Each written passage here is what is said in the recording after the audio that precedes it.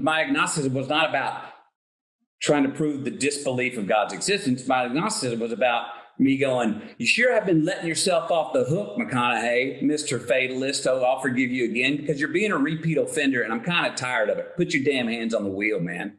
Talking to myself. You're driving here and quit going to this. I can pray and be forgiven, but you're repeat offending. Cut it out. I had gone through a few years earlier in my life of agnosticism where I was not so much trying to prove a non-existence of God as I was trying to have more understand, more self-reliance and self-determination on myself because I'd been letting myself off the hook. And how was that related to the agnosticism, do you think? Because you put those together in the way that you're relating this story.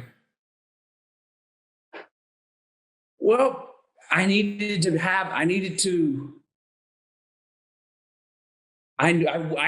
feel like I was wholly responsible for myself and what happened to me. That I was not going to let myself slide. There's an ideal calling to you then, eh? Like when you experience yourself as ashamed by your own behaviors, what that means is that there's an ideal inside you that's trying to manifest itself, right? Because you wouldn't be ashamed if you weren't comparing yourself to something better.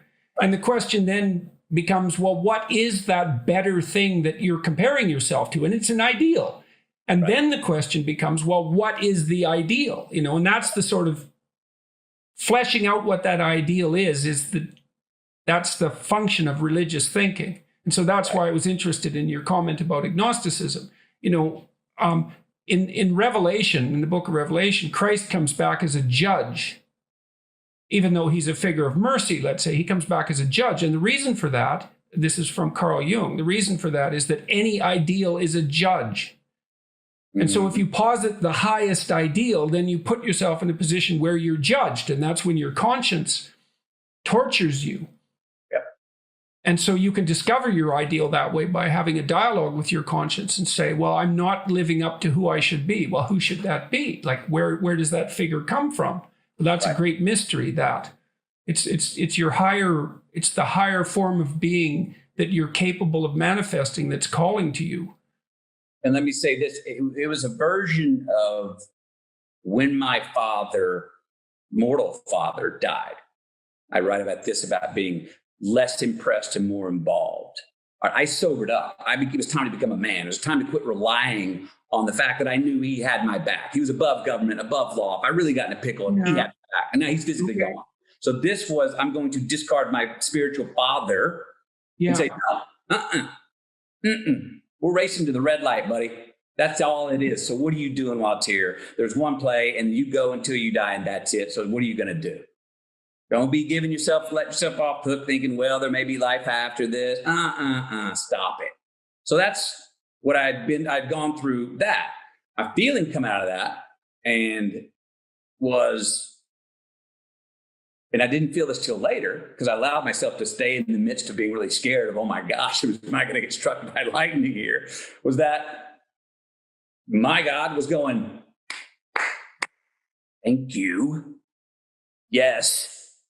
Wish more of us would put our hands on the wheel. Or we throw this fate card out there really lackadaisically, like, oh, inshallah, c'est la vie.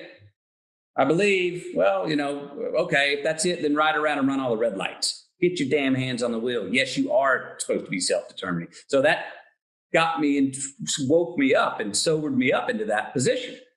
Now, the going into the rusting coal, I'll say this. So I found that I call it like almost like a boomerang reverb. Wherever I am strongest in my own life, I find I like to go to I actually can inhabit the opposite even better. The deeper I go into whatever would be the creative opposition. Meaning when I've played prosecuting attorneys, I actually usually believe in the defense's position more and study their defense more, their position more, which then makes me again feel like an underdog over here to go, well, I really got to know what my argument is because I actually kind of agree with them. When I play defense attorneys, I'll usually agree or push myself to a point of agreeing with the prosecution. Well, at a time where my faith was the most fulfilled, Rustin Cole was like, here's another what I call a boomerang reverb. Here's another time to go way over to the opposite side, because I'm so coming out here with so much steam and where I am and what I really believe and how I'm feeling in life. And you got newborn children and all the things that were opposition that I have in my life, opposition to what who Rustin Cole was.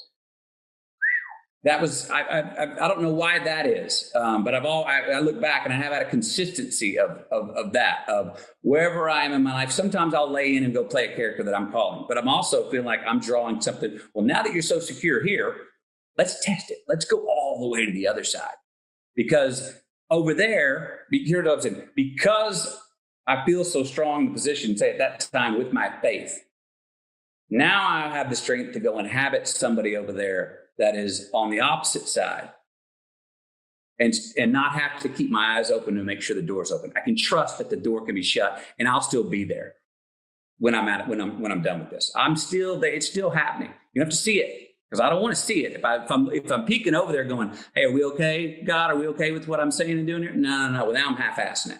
Now I'm not really inhabiting the part. I'm playing Rustin Cole going, I believe everything he says. I actually thought Rustin Cole was hilarious, which you probably would now understand by I've laughed at 2 comments that from things that you said about the other people that spoke like Rustin Cole. Yeah, well, things can be dark enough so that the immediate response to them can be laughter. Yeah. So that may help explain what you're asking, but I don't know why that is. I don't know why that is for me. It's not a straightforward thing to sort out.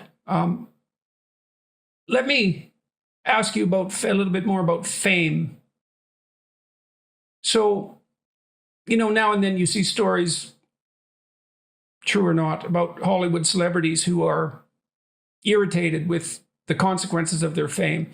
And it's very easy to be judgmental about that, because they're obviously, the benefits to that fame appear obvious. Monetary gain, access to opportunity, the benefits, I suppose, of the ego benefits, perhaps, of being known rather than unknown. Sure. And then, especially in the Hollywood community, I would say it's more difficult to generate sympathy for celebrities who are hurt by their fame, because the price, it's so obvious that that's the price that has to be paid to be successful in something that's mass marketed, like a movie, where your face is associated with the product, right? You can't extract out the success. You can't distinguish between the success and the fame. But